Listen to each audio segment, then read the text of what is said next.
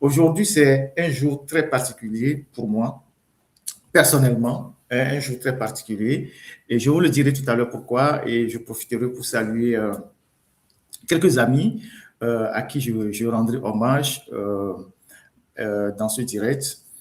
Des amis à moi qui étaient à mes côtés pendant les moments très, très, très, très difficiles. Et pourquoi je dis que c'est un jour particulier? Il y a de cela 3 ans, jour pour jour, et pratiquement à la même heure, quand je commence ce live-là à 14 heures, GMT à 15 heures, que je suis arrivé en France. Lorsque j'ai eu des soucis au Togo et que j'étais poursuivi par les sicaires du régime et que je me suis mis à l'abri avant de sortir du Togo 24 heures plus tard, c'est ce 8 mars 2023, à pareille heure que je suis arrivé en France. Ça fait aujourd'hui 3 ans, jour pour jour, que je suis arrivé en France. Et c'est des moments, lorsque je me rappelle, qui sont assez éprouvants, difficiles pour moi. Mais je tiens quand même à rendre hommage à tous ces gens-là qui se sont battus pour m'aider. Je l'avais déjà dit par le passé, j'ai une pensée assez profonde pour Soubertin Agba, paix à son âme. Il nous a malheureusement quittés. Pour tout ce qu'il a fait pour moi en ce moment-ci. Il y a bien d'autres qui se sont aussi battus en ce moment-là. Je voudrais saluer aussi au passage mon grand frère François Xavier Assobavi, un homme de très grand cœur. C'est lui qui m'a recueilli ici en France, qui m'a offert le gîte pendant plusieurs mois, plus d'1 an, tout le temps de mes procédures. C'est lui qui s'occupait de moi. Il en a écouté tellement, les gens ne savaient même pas que j'étais chez lui, parce que quand j'ai quitté le Togo, on m'a encore cherché à Lomé pendant 2 semaines, alors que moi j'étais dans les 72 heures déjà parti. Mon domicile est resté encerclé pendant 1 semaine. Mes proches ont été mis, en surveillance pendant des semaines. Le confrère Eric Gator a été arrêté dans la foulée, torturé au SCRIC par le même balai dont le nom est sorti dans l'affaire Ambron. Et l'objectif à l'époque, quand ils sont partis à nos trousses, c'était de nous mettre en prison pour 3 ans. Et ça, on le savait parce que dans la foulée de mon départ, on avait eu des informations comme quoi on devait nous condamner à 3 ans de prison. Et je l'avais dit avant même le procès, puisque le procès s'est tenu le 15 mars. Et le jour du procès, Isidore a été condamné à 3 ans de prison et Ferdinand également, avec mandat de dépôt et mandat d'arrêt international. Donc, on devait nous déplacer, on devait nous mettre dans la prison d'Agombio, donc à Casapoua, puisque cette prison est toujours fonctionnelle. C'est là où ils gardent actuellement les djihadistes. Donc, c'était prévu qu'on allait nous déplacer de Lomé dans cette prison-là, donc totalement coupé de nos parents, et certainement qu'on serait sorti 6 pieds sous terre. Dieu merci, on a été c'est pas, nous avons été plus smart. Dès que moi je suis sorti, on a organisé la sortie de Isidore avec certains de nos partenaires, notamment le CCRP, qui est une organisation qui nous a longtemps accompagnés.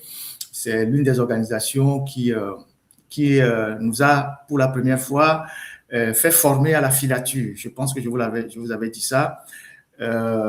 On a eu 1 semaine de formation de filature par des anciens des forces spéciales de l'armée britannique reconvertis en consultants.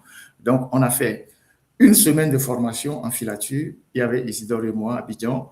Et puis après, on a fait des tests pratiques dans la ville d'Abidjan, comment il faut filer des gens, comment il faut échapper aussi à la filature. Et j'avoue que ça nous a beaucoup aidé quand on était dans ce moment assez difficile. Donc, moi-même, je vérifie. OK. Et donc, le CCRP, qui est un de nos partenaires, vous tapez sur Internet au CCRP, vous allez voir, c'est l'un de nos partenaires qui nous a énormément accompagnés. Et ils nous ont aidés dans ces moments assez difficiles pour pouvoir échapper à nos détracteurs. Et donc, on a pu échapper à ce guet-apens-là. Et aujourd'hui, 3 ans après, quand je vois le chemin que nous avons parcouru, et c'est ça qui est important dans ce que je suis en train de dire, donc je remercie tous ces gens-là, François, d'autres personnes qui se sont impliquées dans cette histoire.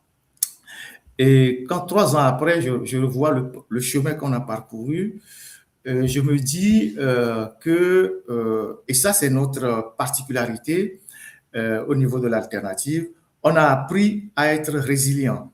Nous, on ne limite pas nos défis, on défie nos limites. C'est ça nos objectifs à l'alternative.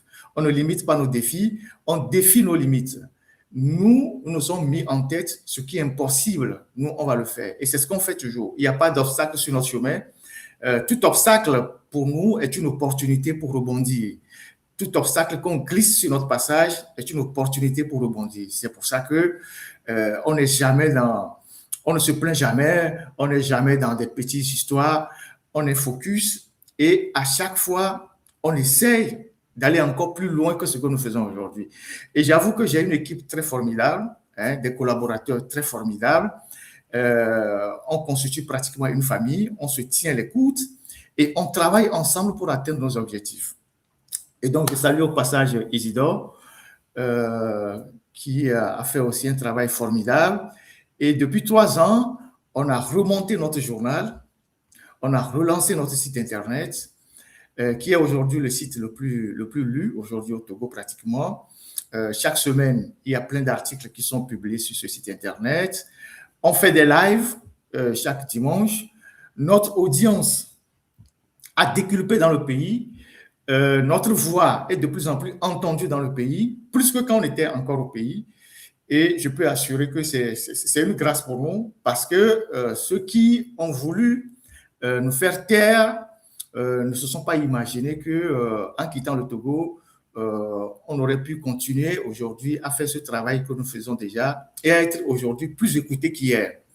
Et c'est ça la force, et le courage que nous avons de continuer quand nous recevons les félicitations de tous les Togolais qui nous appellent de partout. Et moi, je suis la voix de tous mes collaborateurs parce que c'est une équipe qui travaille. Ce serait trop prétentieux de ma part ou réducteur de ma part de parler en mon nom seul. C'est l'équipe, c'est toute une équipe qui travaille, des gens qui font confiance à celui qui est devant, qui est moi, et ensemble, on converge nos efforts pour atteindre nos objectifs. Généralement, nous les Africains, on n'apprend pas à travailler en équipe. Dès que vous commencez pas à travailler en équipe, il y a des problèmes qui surgissent, il y a des conflits. Mais nous essayons, tant bien que mal, de conjurer tous ces démons, des petits conflits, de la division et d'avancer dans le sens du travail et des objectifs que nous nous sommes fixés. Et donc, je voulais remercier tous ces gens-là et je tiens à remercier la Fondation Larry Lanton qui m'a attribué un prix cette semaine, mais je ne parlerai pas trop du prix, mais je parlerai beaucoup plus de la personne appelée Larry Lanton Kango. Larry Lanton, pour les jeunes qui ne le connaissent pas, c'est un compatriote, un Togolais. Il était déjà à la conférence nationale, un Togolais très engagé. Il était parmi les participants à la conférence nationale, mais c'est quelqu'un de très discret, M. Larry Lanton. Il est très discret. Après la conférence nationale, il est retourné à l'international. Il a fait ses expériences au PNUD. Il a beaucoup travaillé au PNUD. C'est un homme de dossier, un grand bosseur. Et malheureusement, en 2022, il nous a quittés à la suite d'un problème de santé. Il nous a quittés. Mais c'était vraiment une tête pour le Togo. Une tête pour le Togo. Moi, j'ai eu l'opportunité de le rencontrer à Lomé, à Dakar et puis aux États-Unis en 2019. Et donc, si on peut voir la photo de M. Larry Lanton, Kango Lanton, je ne sais pas si j'ai envoyé ça à la technique. Si je ne l'ai pas envoyé, je vous l'envoie. Je l'envoie. Pour que vous sachiez qui c'est, vous sachiez qui c'est, Monsieur Larrey. Euh, Monsieur Larrey Lanto, non. J'envoie sa photo à la technique. Vous m'excusez.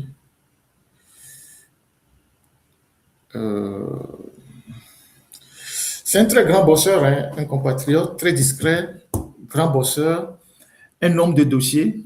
Et donc, il y a certains compatriotes qui ont pris l'initiative de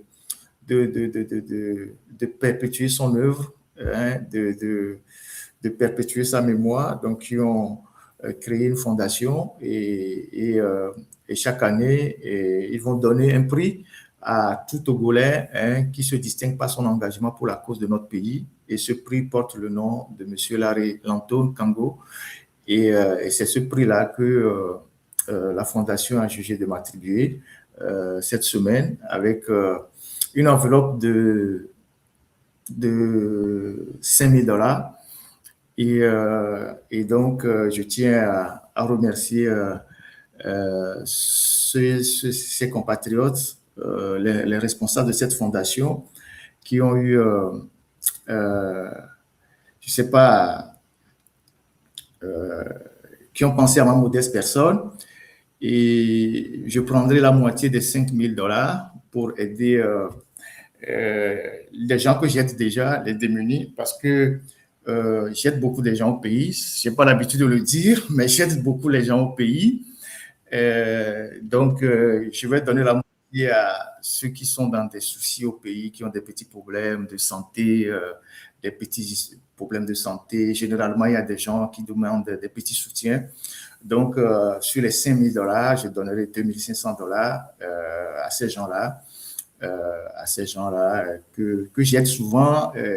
Il y a ceux que je connais que j'aide déjà. Il y a d'autres qui viennent aussi, qui parfois demandent des petits soutiens pour des petits problèmes à régler, des factures, des ordonnances, tout ça. Et donc, je vais donner la moitié à des œuvres caritatives. Et puis, voilà ce que je vais faire avec ces 5 000 $.